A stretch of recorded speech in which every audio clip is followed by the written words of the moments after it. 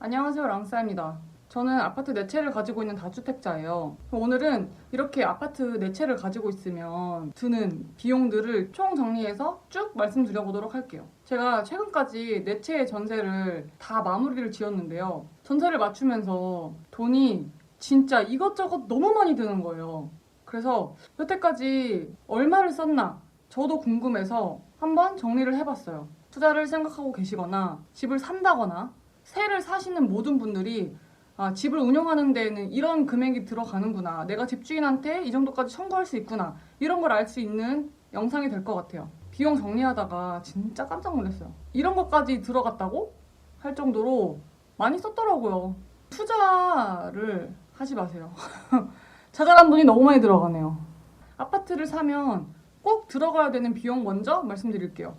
제일 먼저 취득세가 들어가요. 제가 아파트 4채를 샀잖아요. 등기친 순서대로 1번, 2번, 3번, 4번 아파트라고 해볼게요. 1번 아파트는 450만원, 2번 아파트는 2200만원, 3번 아파트는 500만원, 4번 아파트는 1100만원이 들어갔어요. 취득세만 지금 4천만원을 냈더라고요. 와, 이렇게 들어가는 비용들을 안 본 눈 하면서 살았구나. 취득세만 4천만원이라니.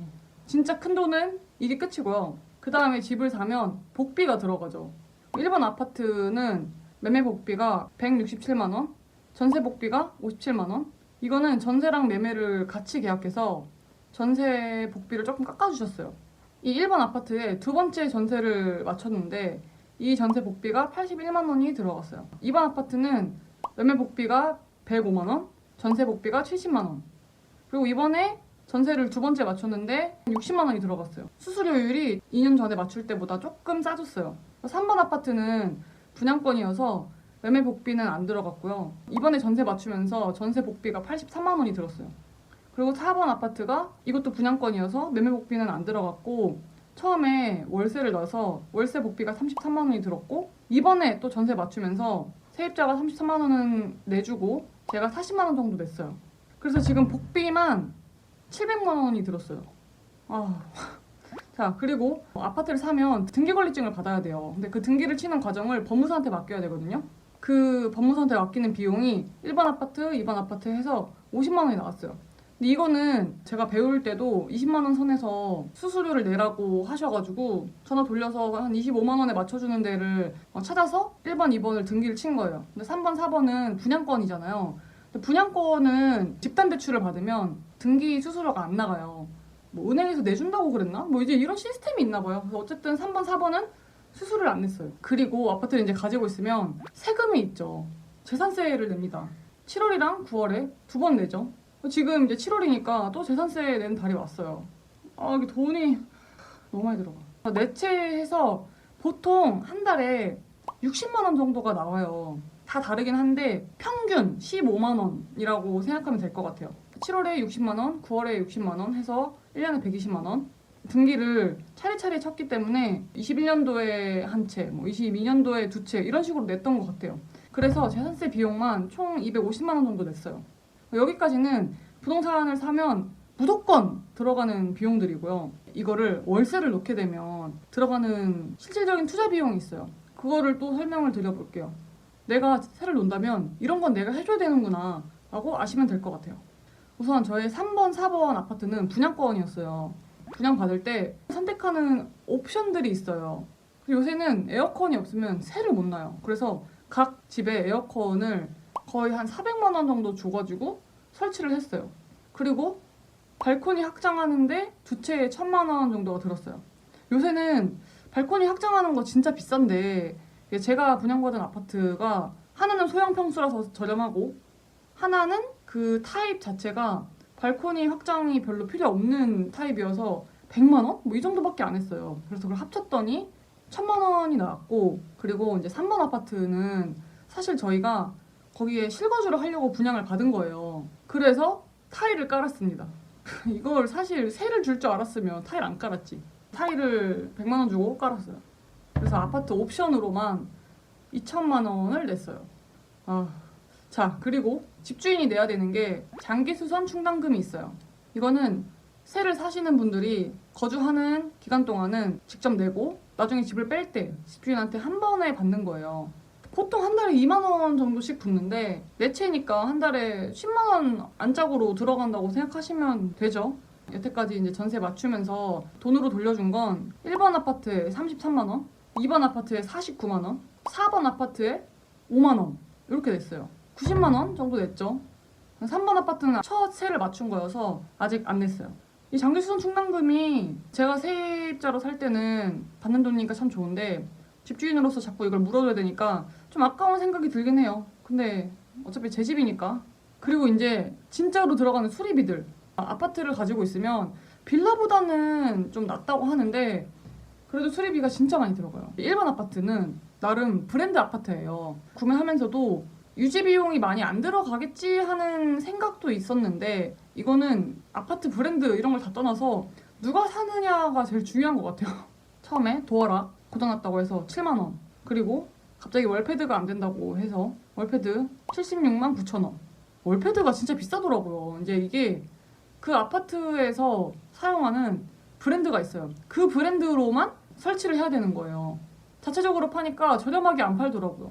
그리고 아파트가 10년이 넘으니까 월패드 같은 것도 고장이 나고 그렇더라고요. 그래서 월패드를 모든 시스템을 다 바꾸니까 76만 9천 원 정도 나왔고, 그리고 후드, 가스레인지 후드가 또 고장이 났대요. 후드를 또 8만 7천 원 주고 고쳐줬어요. 그리고 보일러. 근데 보일러가 제일 돈이 많이 들어요, 사실. 근데 안 고쳐줄 수도 없고 수리를 하자니 교환하는 게 더 싸더라고요. 71만 원 주고 교체를 해줬어요. 이게 수리의 범위가 집주인이 해줘야 되는 부분이 있고 세입자가 살면서 고치면서 써야 되는 부분이 있는데 1번 집은 사실 거의 다 저희가 해준 것 같아요. 뭐 환풍기도 고장났다 그래가지고 사람 보내주고 전등이 안 들어온다 그래서 바꿔주고 했는데, 그래서 어쨌든 이 1번 집에만 160만 원 정도 들여서 수리를 했어요. 진짜 화가 나는 건 뭐냐면 이 집이 제일 많이 떨어졌어요. 집이 오르면서 고쳐달라 그러면 아우 기분 좋게 막 고쳐주는데 집이 떨어지는데 계속 고쳐줘야 되니까 좀 속상합니다. 어떻게 그래도 고쳐줘야지. 그리고 두 번째 아파트는 제가 이 집은 수리된 구축을 샀어요. 이것도 세입자를 참 잘 만나야 되는 게 이 세입자는 진짜 일절 연락을 안 하더라고요. 뭐 진짜 고장이 없었던 건지 그냥 스스로 고치고 사셨던 건지는 알 수 없는데 사시는 동안에는 제가 고쳐드린 건 하나도 없어요. 그래서 이분 나가실 때 새로운 세입자 받으면서 도배를 해드렸어요. 도배하는 비용이 65만 원이 들었어요. 이것도 저렴한 거라고 하더라고요. 도배를 배울까봐. 여기는 도배 말고는 들어간 비용이 없어요. 그리고 3번 아파트는 새 아파트라서 복비 이런 거 말고는 없는데 여기는 제가 주담대를 받았었어요. 그래서 주담대를 받고 말소하는 비용이 5만 원이 들더라고요. 내가 주담대를 없앴으면 알아서 이게 등기에서 삭제가 돼야 되는데 또 그렇지도 않은가 봐요. 모든 게 돈이다. 그리고 4번 아파트는 여기도 새 아파트인데 제가 이제 분양을 2번 받으면서 느낀 게 브랜드가 진짜 중요하긴 하다.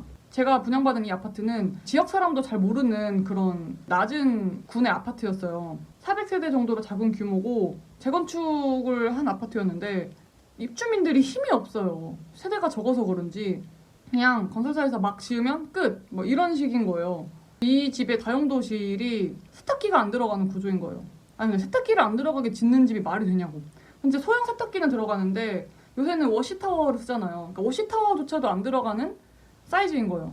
키로수가 큰 거는 안 맞는 집이에요. 그래서 수도꼭지 개량해야 되고 가스 개량기 이런 게 위에 있는데 그거 개량 공사를 해야 되는 거예요. 그거를 입주민들이 옮겨달라 했는데 더 이상 책임지지 않더라고요. 아니 세탁기도 못 들어가게 짓는 집이 어딨냐고. 제가 첫 세입자는 개량 공사하는 거 필요 없다고 하셔가지고 공사를 안 해드렸어요. 근데 이번에 세입자 받으면서 타워 놓는다고 하셔가지고 개량 공사 해드렸어요. 그래서 40만 원 들었어요. 이런 수리비로만 또 한 200만 원 넘게 들었죠. 일을 해도 부담이 큰데 일을 안 하고 있으니까 좀 부담이 큰 편이에요. 어떡해요? 해드려야죠. 근데 하자 중에 제일 큰 문제가 누수라고 하거든요. 다행히 누수는 없어요. 진짜 짜잘짜잘하게 고쳐주는 게 진짜 돈이 많이 들어요. 근데 또 연락 오면 안 고쳐줄 수도 없어요. 저희가 알아보고 고쳐드릴게요 했다가 내용 증명을 받은 적도 있어가지고 그 알아보는 텀도 못 기다리는 분이 계세요. 어쨌든 그 세입자랑은 소송으로 마무리가 되긴 했는데 연락 오면 어쨌든 집주인은 다 해줘야 돼요. 법인데 뭐 해줘야죠. 저희도 새를 살면서 부족한 부분 있으면 집주인한테 요구하고 하잖아요. 이런 자잘한 신경 쓰이는 게 많아요. 그런 게 좀 힘듭니다. 제가 이 집을 사면서 들어간 부대 비용들이 지금 거의 7천만 원 넘게 들었네요. 이 돈을 다 아꼈으면 얼마야 이게 지금. 항상 느끼지만 투자에 소질이 없는 건 맞는 것 같아요. 이거 회복하려면 진짜 얼마나 기다려야 돼. 오늘의 결론, 투자하지 마세요. 투자는 여유 있을 때 확실하게 합시다. 다음 영상에서 만나요. 안녕.